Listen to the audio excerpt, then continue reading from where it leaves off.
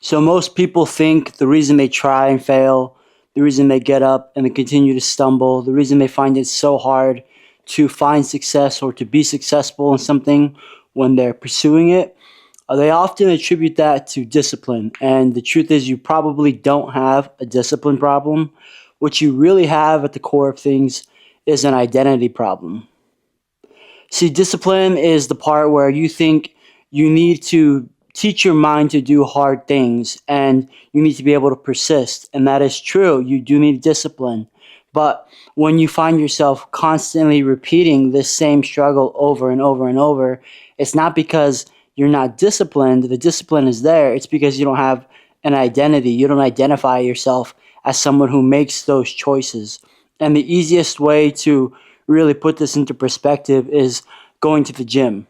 So someone who, especially a new goer, who wants to start going to the gym, they're going to find it difficult to get in there. They're going to say, oh, well, I don't have the energy, I don't have the motivation.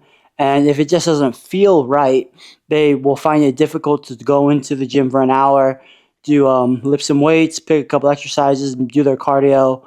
And they might be successful at it for a few days, but then we all know what happens, right? Especially during that New Year's resolution time, they fall off. And the reason is because they don't see themselves as someone who goes to the gym 5 days a week. It's not a part of your identity. When you understand, you say, this is a part of who I am. I go to the gym 5 days a week.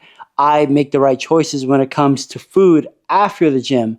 Then you find it very difficult to actually not go to the gym. It's actually very easy to get in there. It takes more effort to stay out of there because you have this sense of pride. It's who you are.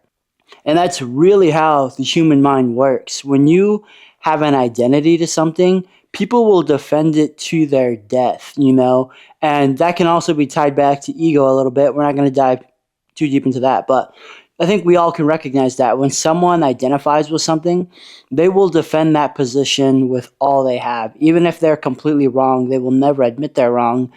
But that's how powerful identity truly can be. You will absolutely go to no length or you will go to any length to protect it. So you really don't want to fight your mind. You don't want to constantly combat yourself.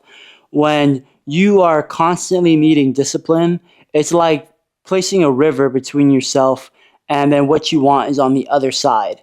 And identity is like building a bridge right over the water where you just say, no, I can just easily get to the other side because I belong over there. That's who I am. Where the person with discipline is going to constantly hype themselves up to jump into that frigid water and to fight that current day after day after day. And eventually that wears you out. You get very, very tired of it.